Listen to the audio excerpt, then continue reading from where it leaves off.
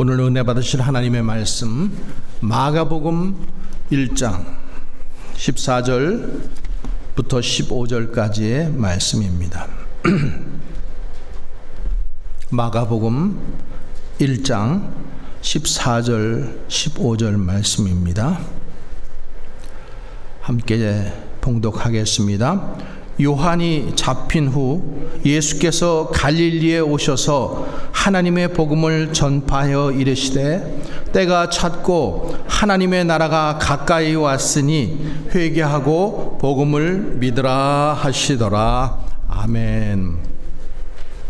하나님 아버지와 예수 그리스도로부터 오는 은혜와 평강이 우리 성도님들 또 가정과 삶 속에 충만하시기를 주님의 이름으로 축원합니다. Bless you. 자, 오늘은 대림절 첫 번째 주일입니다. 그래서 대림절은 주님을 기다리는 계절이에요. 오시는 주님을 기다리는 대림절로 교회력에 따르면 벌써 우리는 2022년을 시작한 거예요. 세상 달력은 아직 한 달이 있어야 되지만은 교회는 벌써 이미 2022년 새해를 지난 감사절로 한 해를 마무리하고 2022년을 새로 맞이하는 그런 절기입니다. 그래서 오늘 대림절 첫 번째 촛불을 붙였어요. 왜? 주님이 빛으로 오시는 분이기 때문에. 빛으로 오신 주님. 그래서 불이 이렇게 밝혀졌는데 우리 평소의 조명보다도 더 밝은 것 같습니까? 이 불빛이 제대로 작동을 하려면 지금 모든 불을 다 꺼야 되겠죠. 그래야지 빛으로 오신 주님을 우리가 더 가까이 잘 볼 수 있겠죠. 선명하게. 지금 불 끄라고 일어선 건 아닙니다. 근데 자, 우리가 이 대림절 기간을 맞이해서 우리가 기다림, 주님의 재림을 기다리고 또 이 촛불 빛으로 오신 예수님을 보면서 다른 모든 불들을 꺼야 되는 거예요. 우리가 가지고 있는 불들, 우리가 가지고 있는 걱정의 불, 근심의 불, 염려의 불, 욕망의 불, 미움의 불, 원망의 불, 이런 것들을 꺼야지만은 빛으로 오신 예수님을 우리가 환하게 볼 수가 있게 될 것입니다. 그래서 기다리면서 우리는 우리 자신이 가지고 있는 이 불들이 무엇인지를 이 대림절 기간을 보내면서 여러분들이 각자의 마음속에 내가 가지고 있는 아직 곧 붙들고 있는 끄지 못하는 그 불은 무엇인가 묵상하시면서 또 불을 끄고 진리 되시고 빛 대신 주님의 빛만을 바라보시는 그런 절기가 되었으면 좋겠습니다. 저는 오늘 마가복음 1장 14절 15절의 말씀을 가지고 때가 찼고 하나님의 나라가 가까이 왔으니 회개하고 복음을 믿으라는 이 15절의 말씀을 가지고 은혜를 나누고자 합니다. 오늘 말씀에 보면은 예수님께서 세례 요한은 누구죠? 예수님의 오심을 미리 예비하던 자예요. 그래서 그 예수님의 오심을 예비하던 세례 요한이 잡혔어요. 잡히고 나니까 예수님께서 이제 갈릴리에 오셔서 하나님의 복음을 전파하셨다. 이렇게 말씀하고 성경은 말씀하고 있습니다. 자, 이때부터 지금 예수님께서 지금 이제 사역을 시작하신 것입니다. 이 말씀은 매우 간단하지만 은혜와 진리가 충만한 말씀입니다. 자, 오늘의 말씀 키포인트 15절부터 15절의 말씀인데 한번 여러분 따라해 보세요. 때가 찼고 하나님의 나라가 가까이 왔으니 회개하고 복음을 믿으라. 한꺼번에 다 할 수 있죠. 때가 찼고 하나님의 나라가 가까이 왔으니. 아이, 또 따라만 하면 어떻게 해요? 한꺼번에 그 한 절을 다 하라니까. 자, 시작. 때가 찼고 하나님의 나라가 가까이 왔으니 회개하고 복음을 믿으라. 할렐루야. 때가 찼다. 때가 찼다. 이 말은 하나님의 시간이 되었다라는 것입니다. 카이로스라는 이 하나님의 시간을 말하는 거예요.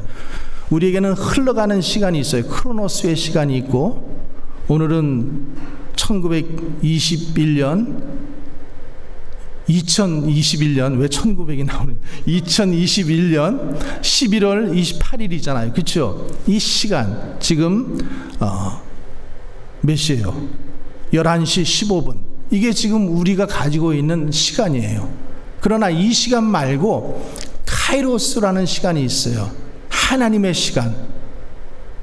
하나님께서 어떤 일을 하시는 그 시간. 그래서 하나님께서 아브라함을 택하셔서 믿음의 순례의 길을 가게 하신 그 시간, 그 때가 있다라는 거예요. 하나님께서 때가 참에, 때가 찼어. 그래서 모세를 택하셔서 이스라엘 백성을 구원하신 그 시간이 있다라는 거죠. 그 때가 있다라는 거예요. 하나님께서 때가 찰 때 여러 선지자들을 보내셔서 하나님의 말씀을 택한 백성에게 전파하셨습니다. 또 하나님께서는 때가 찰 때 하나님께서 약속하신 대로 그 아들 독생 성자 예수님을 우리에게 보내주셨어요. 그래서 하나님께서 때가 참으로 우리에게, 우리 한 사람 한 사람이 그 예수님을 우리의 구주로 영접할 수 있게 된 것이죠. 믿으십니까? 하나님께서 때가 참에 이곳에 우리 교회를 하나님께서 세워주신 거예요. 믿으시기 바랍니다. 여러분, 예수님께서 이렇게 때가 찼다라고 말씀하시는 그것은 그냥 어느 날 갑자기 오늘은 그때야 하고 나오신 게 아니라는 거죠. 오랜 기다림의 시간, 우리가 지금 대림절 이 기다림을 기다린 것 같이 오랜 시간, 주님은 더 오랜 시간을 기다리셨어요. 그 기다림을 통해서 그것이 실현되는 때가 있었다라는 거죠. 여러분, 세계 역사는 예수님을 중심으로 기원 전, 기원 후 이렇게 얘기합니다. 주 전, 주 후. 그래서 주 후 우리는 지금 2021년 11월 28일을 살고 있잖아요. 예수님이 중심이에요. 그래서 예수님이 오시기 전을 우리가 영어로 뭐라 그래요? Before Christ. 그래, BC 이렇게 얘기하는 거예요. 그럼 예수님 오신 다음을 주님의 해, 그래서 안노 도미네 이래서 라틴어인데 주님의 해 이런 뜻으로 주님이 오신 해부터 그 이후를 우리가 지금 2022년이라 이렇게 얘기하는 거예요. 예수님이 역사의 주인이십니다. 그래서 우리의 삶도 예수님을 만나기 전과 예수님을 만난 이후가 확실하게 우리 달라질 수 있어야 됩니다. 달라지는 거예요.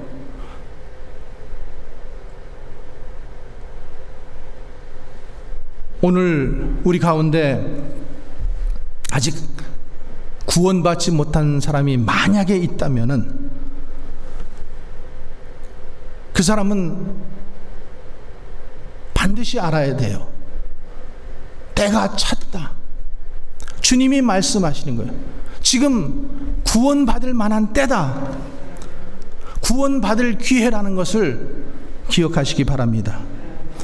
때가 찼다라는 말은 그런 의미입니다. 계속해서 주님이 뭐라 그러셨어요? 때가 찼고 하나님의 나라가 가까이 왔으니, The kingdom of God is near. 아주 가까이 왔다라는 거예요.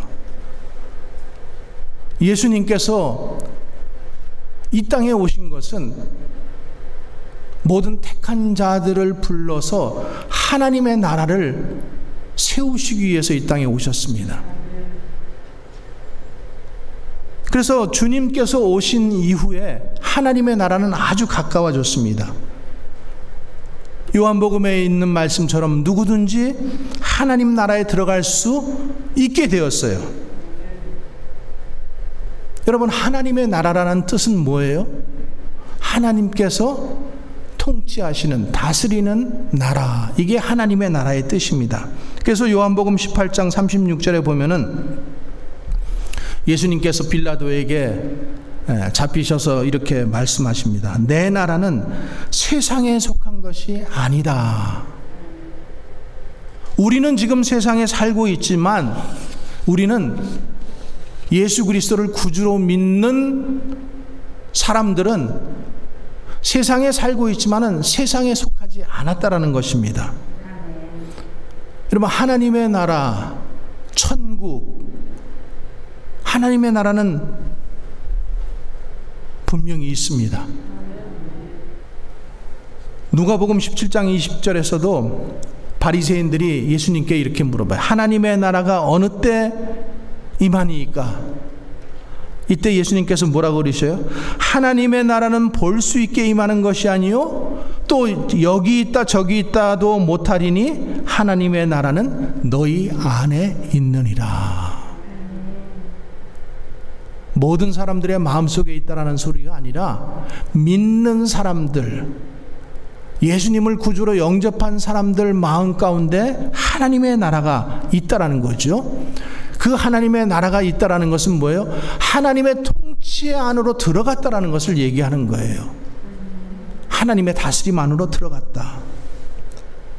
또 로마서 14장 17절에도 보면은 하나님의 나라는 먹는 것과 마시는 것이 아니요, 먹고 마시는 것이 아니요, 오직 성령 안에서 의와 평강과 희락이니라, 이렇게 말씀하십니다. 그러니까 하나님의 나라, 우리는 하나님의 나라를 알지 못하던 사람들입니다. 근데 하나님이신 예수님께서 그 하나님의 나라를 가지고 이 땅에 오셨어요. 그래서 그 예수님을 믿는 사람들 마음속에 성령으로 말미암아 의와 평강과 희락을 알게 하셨어요. 그리고 그분의 통치 가운데 살게 하신 것, 이것이 하나님의 나라라는 뜻이에요. 그래서 예수님께서 이 땅에 계실 때에도 제자들이 기도를 가르쳐 달라고 이렇게 말씀하실 때에도 너희는 이렇게 기도하라 이러면서 주기도문에 뭐라고 했어요? 뜻이 하늘에서 이루어진 것 같이 땅에서도 이루어지이다, 이렇게 기도하라라고 말씀하셨어요. 주님은 언젠가 역사적인 날 분명히 오실 것입니다. 그런데 오늘 말씀에도 보면은 주님이 분명히 오시는데 이 하나님의 나라 천국에 들어가기 위해서는 예수님께서 두 가지 조건, 몇 가지요? 두 가지 조건을 분명하게 말씀하십니다. 뭐예요? 회개하라, 그리고 복음을 믿으라. 자, 회개하라. 요한일서 1장 8절에 보면은 사도 요한이 이렇게 말합니다. 만일 우리가 죄 없다 하면 스스로 속이고 또 진리가 우리 속에 있지 아니할 것이요 만일 우리가 우리 죄를 자백하면은 저는 미쁘고 의로우사 우리를 모든 죄를 사하실 뿐 아니라 모든 불의에서 우리를 깨끗게 하실 것이라고 말씀하셨어요. 여러분, 사람들은 죄가 없다라고 생각합니다. 많은 사람들이 그렇게 생각해요. 그런데 성경은 뭐라고 말씀하고 있어요? 그들은 스스로 자기를 속이는 자라고 말씀하고 있어요. 자기 기준으로 봤을 때 자기는 죄가 없는 거예요. 이 세상에 못난 사람이 어디 있어요? 다 자기 스스로 다 잘났다고 생각하죠. 아무리 못난 사람도 얘기해 보세요. 잘났다고 자기를 얼마나 강조하는지 몰라요. 그죠? 나 못났어 이러고 있는 사람은 없어요.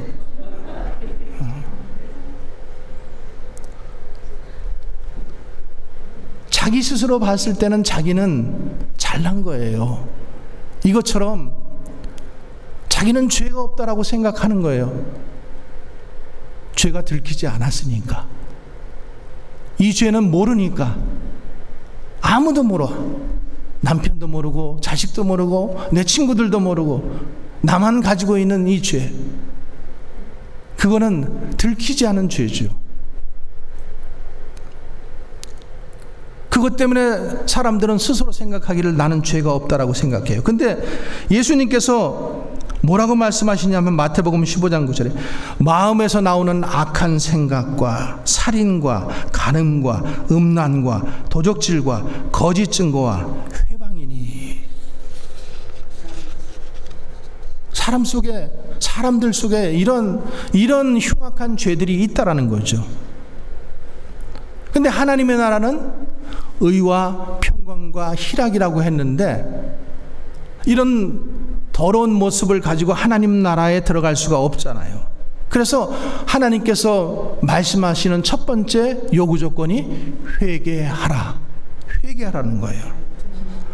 오늘 본문도 뭐라 그랬어요? 하나님의 나라가 가까이 왔으니 회개하고 복음을 믿으라, 이렇게 되어 있습니다. 베드로가 오순절날 많은 사람들 앞에 설교할 때도 그 결론의 말씀이 뭐예요? 너희가 회개하여 각각 예수 그리스도의 이름으로 세례를 받고 죄사함을 받아라. 그랬을 때에 3,000명씩 5,000명씩 회개하고 예수님을 믿었던 것입니다. 여러분, 회개해야 하나님의 나라에 들어갈 수가 있습니다. 믿으시면 아멘. 자, 그러면은 회개가 무엇인가? 회개는 어떻게 하는 것인가? 회개는 먼저 내가 죄인이라는 것을 알아야 돼요. 알아야 돼. 지적인 요소가 필요합니다.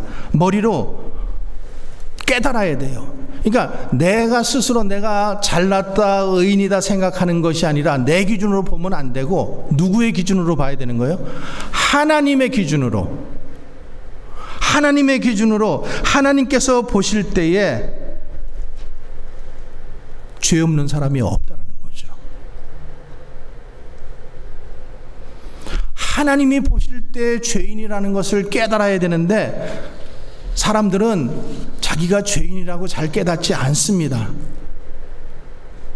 여러분, 성경에 다윗 같은 성군, 하나님께서 기뻐하시는 자, 그 다윗. 근데 그 다윗이 밧세바를 보고 그만 간음을 하게 되잖아요. 그 간음한 죄를 덮으려고 어떻게 해요? 그 남편을 전쟁터에서 돌아오게 해서 합방을 하게 하고, 그렇지만은 거부하고, 그래서 밀서를 써서 보내서 결국에는 최전선에서 죽게 만들잖아요. 간음죄를 저지르고 살인죄를 짓고도 이 다윗, 하나님의 마음에 흡족한 자, 하나님의 마음에 참 드는 자가 그 죄를 짓고도 태연하게 살아가고 있다는 거예요. 여러분, 그것이 우리 인간들의 보편적인 마음인 거예요. 근데 그때 하나님께서 어떻게 하셨어요? 나단 선지자를 보내시잖아요. 그래서 우리 같으면 그냥 직접적으로 얘기를 해버리고 싶은데 참 하나님은 오래 참으시니까 먼저 비유로 말씀을 하셔. 자, 우리 성에 큰 부자가 있고 가난한 집이 있는데, 부잣집에는 소와 양이 많아. 근데 가난한 집에는 양 한 마리밖에 없어. 이 가난한 사람은 그것을 자기 자식처럼 여기면서 같이 데리고 자고 이렇게 소중하게 여기는 거야. 그런데 그 부잣집에 손님이 왔는데, 이 부자가 자기 많은 그 소와 양을 잡지 않고 가난한 사람 거 빼앗아 가지고 그 양을 잡았어. 그래서 손님을 대접했어. 그렇게 얘기했더니 다윗이 의가 발동을 해서 어떻게 했어요?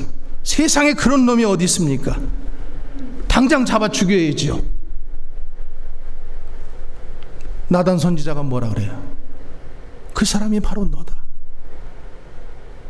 그 다윗의 간음죄와 살인죄를 그냥 드러나게 하시는 거예요. 그럴 때에 다윗이 자기 죄를 깨닫게 되었습니다. 그럴 때 다윗이 자기 죄를 깨닫게 되었다니까요. 우리는 다윗 같지도 못하잖아요. 하나님 마음에 정말로 합당하게 그런 마음을 가지고 살아가지도 못하고 있는 우리들이 우리 스스로 죄를 깨달을 수 있겠습니까? 못 깨달아요.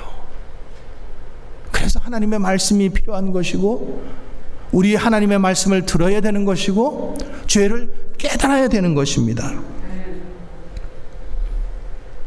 요나, 명색이 선지자예요. 하나님께서 니느웨에 가서 복음을 전파하라고 했어요. 마음에 들지가 않아. 마음에 내키지가 않아. 왜? 니느웨 사람들이 정말로 싫거든. 미흡거든. 그러니까 가기는 가야 되겠고, 그래서 그냥 배 타고 반대쪽으로 가는 거예요. 신용만 하는 거죠. 그리고 다른 사람들이 볼까봐 그냥 배 밑창에 가서 잠을 청해서 잠을 자고 있어요. 하나님이 가만두십니까? 풍랑이 일게 하고, 사람들이 풍랑이니까 재물을 던져가지고 이 풍랑을 좀 잠잠하게 해야 되겠다 그래서 제비를 뽑히니까 누가 뽑혀요? 요나가 뽑히는 거예요. 그래서 요나가 바닷속에 던졌을 때 그 물고기 뱃속에 들어가서야 자기의 죄를 깨닫게 되었다는 거예요. 여러분, 죄를 깨닫는 거 쉽지가 않습니다. 또 자기 죄를 덮으려고만 할 뿐 아니라 자기 죄를 모르니까 그냥 하나님 앞에서 하나님도 모르실 줄 알고 암탉이 병아리를 품는 것처럼 죄를 품고 사는 거예요. 하나님께서 이 시간 성령으로 우리 마음을 감동시키셔서 하나님께서 우리를 보시는 그대로 내 자신을 보고 죄를 깨닫는 그런 시간이 되기를 바랍니다.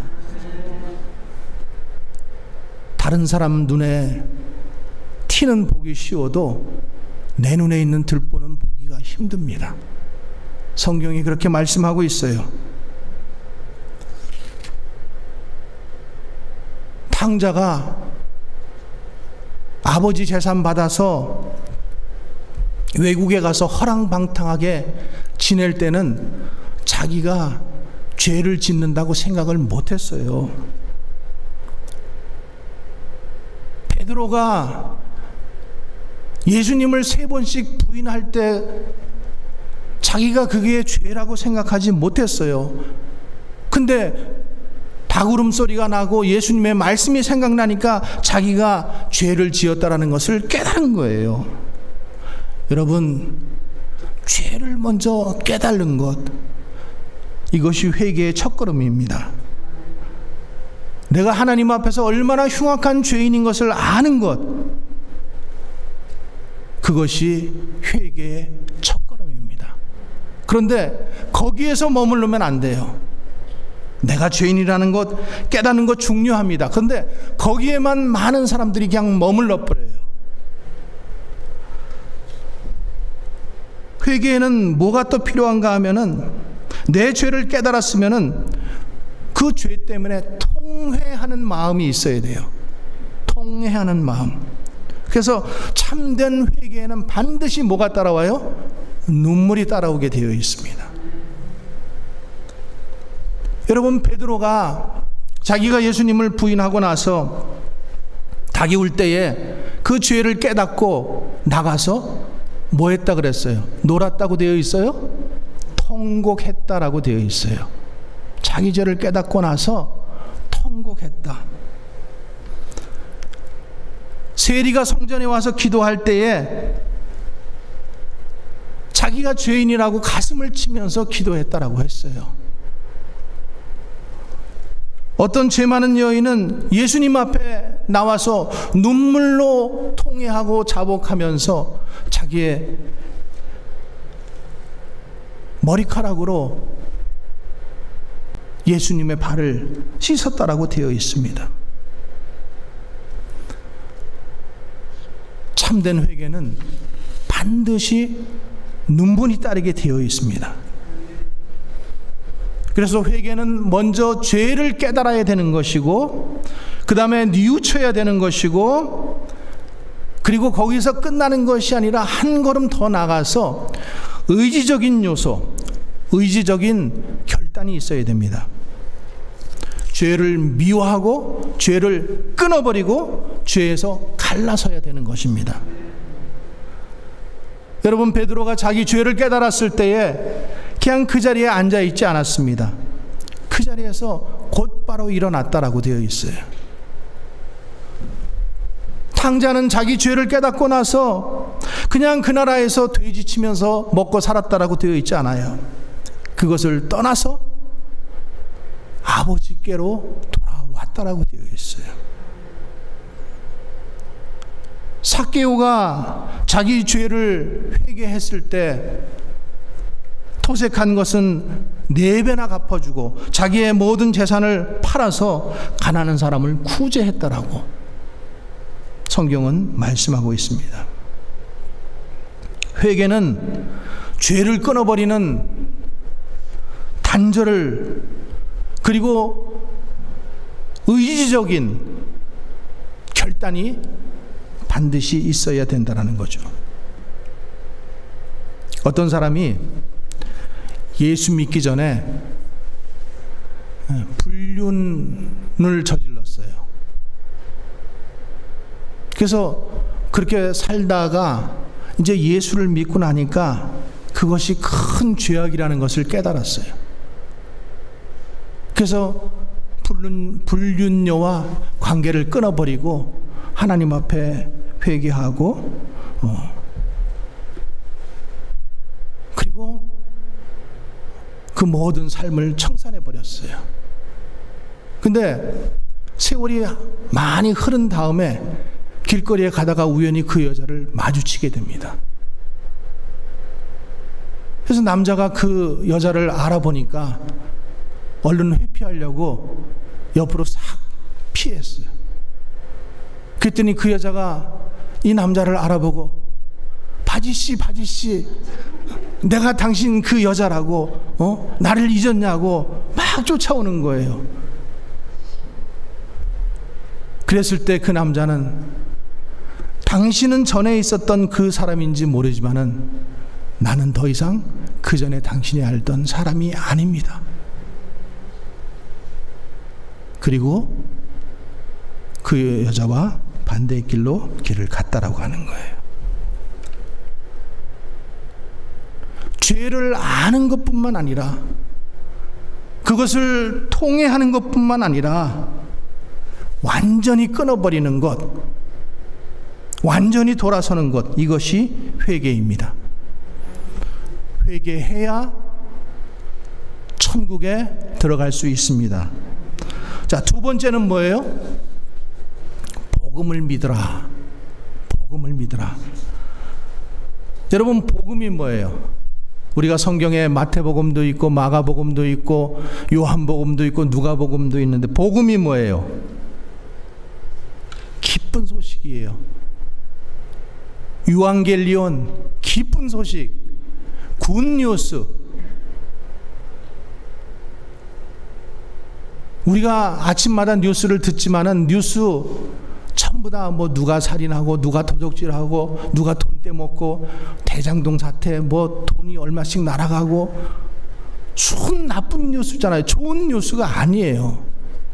근데도 우리는 그것을 매일 듣습니다. 뭐 안 보면 병이 나는 줄 알고 그냥 시간을 내서 그거를 봐요. 여러분 굿뉴스를 들으시기 바랍니다. 굿뉴스, 생명의 뉴스, 기쁜 소식. 오늘 마가복음, 마태복음 이 좋은 소식, 그 좋은 소식의 내용이 뭐예요? 예수님에 관한 거예요. 예수님. 요한복음, 누가복음 다 마찬가지로 뭐예요? 누구에 대한 얘기예요? 예수님에 대한 얘기예요. 복음의 내용이 뭐예요? 예수님에 대한 거예요. 복음은 예수님에 대한 얘기입니다.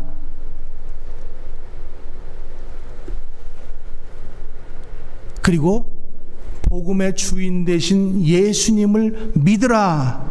이게 그 복음의 뜻입니다.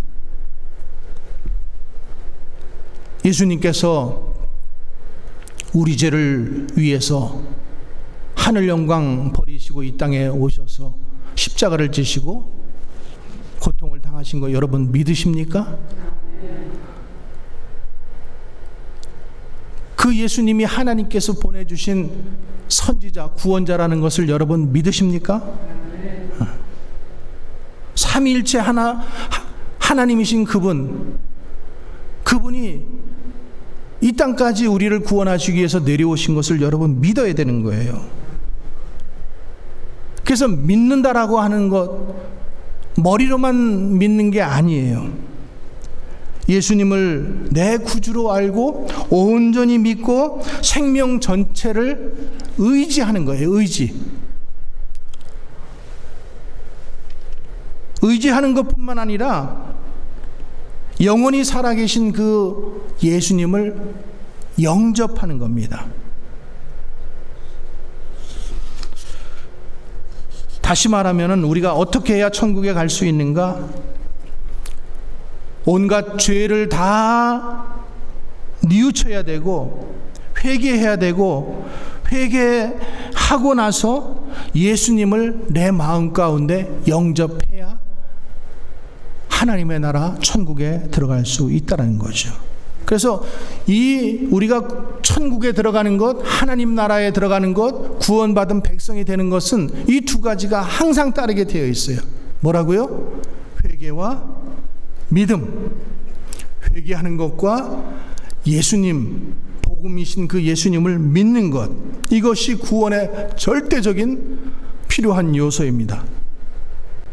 여러분 마차가 바퀴가 몇 개 있어요? 2개 있습니다. 하나만 있다고 한번 생각을 해보세요. 상상을. 그 마차가 앞으로 갈 수가 있습니까? 앞으로 못 가요. 여러분 비행기에는 날개가 몇 개가 있어요? 2개가 있어요. 양날개. 그 날개가 2개가 있어야지만 비행기가 뜰 수 있는 거예요. 마찬가지로 우리가 죄에 대한 이 참된 회개와 그리고 예수님에 대한 참된 믿음, 이 2가지가 있어야 천국에 들어간다는 사실을 꼭 믿으시기 바랍니다. 교회는 가끔 나오지만 아직 온전히 회개하지 않고 그냥 입으로만 예수님을 믿는다라고 그런 사람은 천국에 들어갈 수가 없습니다. 오늘 분명하게 말씀드리지만 참된 회개와 참된 믿음이 있어야 천국에 들어갈 수가 있습니다. 이렇게 참된 믿음, 참된 회개와 참된 믿음, 그것이 있는 사람은 그러면 어떻게 하는가? 성경에 보면은 세례를 받으라 이렇게 되어 있어요. 예수 그리스도의 이름으로 세례를 받으라. 여러분 세례를 받는 것은 내가 이제 하나님의 백성으로 살겠다라는 결단이에요. 그리고 나의 모든 죄가 물로 깨끗하게 씻겼다라는 그런 표시입니다. 어떤 분들은 세례를 별로 중요하게 생각 안 해요. 근데 여러분, 예수님을 한번 보세요. 예수님은 세례를 받으실 필요가 있으신 분이에요? 세례를 받으실 필요가 없으신 분이에요. 죄가 없으신 분이에요. 근데 그분이 요한에게 세례를 받으셨어요. 요단강에서. 왜요? 우리를 위해서. 죄가 없으신 그분께서 우리 죄를 대신해서 세례를 받으셨어요. 그러면서 제자들에게 뭐라 그래요? 너희는 가서 모든 족속으로 제자를 삼고 아버지와 아들과 성령의 이름으로 뭘 주고? 세례를 주고. 이게 그냥 되는 게 아니라 이 형식과 절차가 꼭 필요하다라는 것을 얘기하는 거예요. 오늘 분명히 들으시기 바랍니다.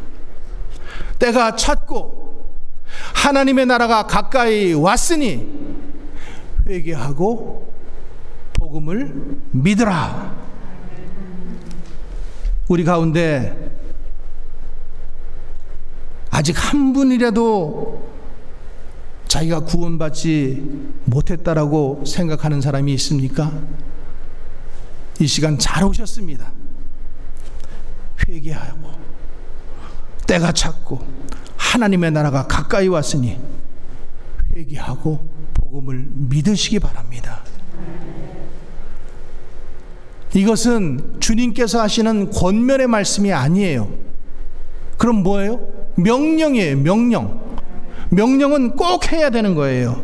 때가 찼고 하나님의 나라가 가까이 왔으니 회개하고 복음을 믿으라.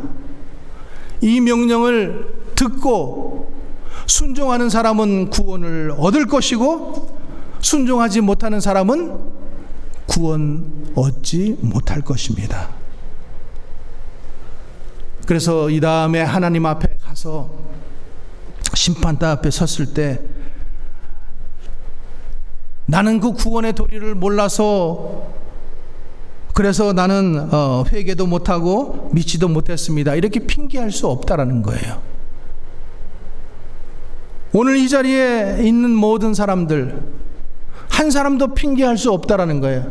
우리 목사님이 그런 거 가르쳐주지 않았어요 라고 얘기할 수 없다라는 거예요. 저는 오늘 분명하게 여러분들에게 말씀드렸습니다. 하나님도 들으시고 여러분들도 들으셨을 것입니다. 핑계치 못하리라. 여러분 간단해요. 왜 이렇게 어려워하세요? 지금 때가 찼고 하나님의 나라가 가까이 왔으니 회개하고 복음을 믿으시기 바랍니다. 내일로 미루지 마십시다. 내일 우리에게 어떤 일이 일어날지 우리는 아무도 알지 못하는 거예요. 우리에게 내일이 있을지 우리는 아무도 알지 못하는 거예요. 오늘 현재 지금 때가 찼고 하나님의 나라가 가까이 왔으니 회개하고 복음을 믿는 우리 모든 성도님들 되시기를 주의 이름으로 간절히 축원합니다. 기도하겠습니다.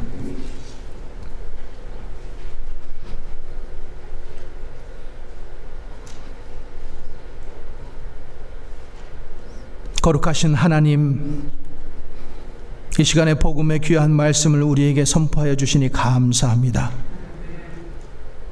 아는 내용이고 아는 말씀이지만 다시 한번 우리 자신을 돌아보며 때가 찼고 하나님의 나라가 더 가까이 왔으니 이제 회개하고 복음을 믿는 가정되게 성도되게 하여 주시옵소서.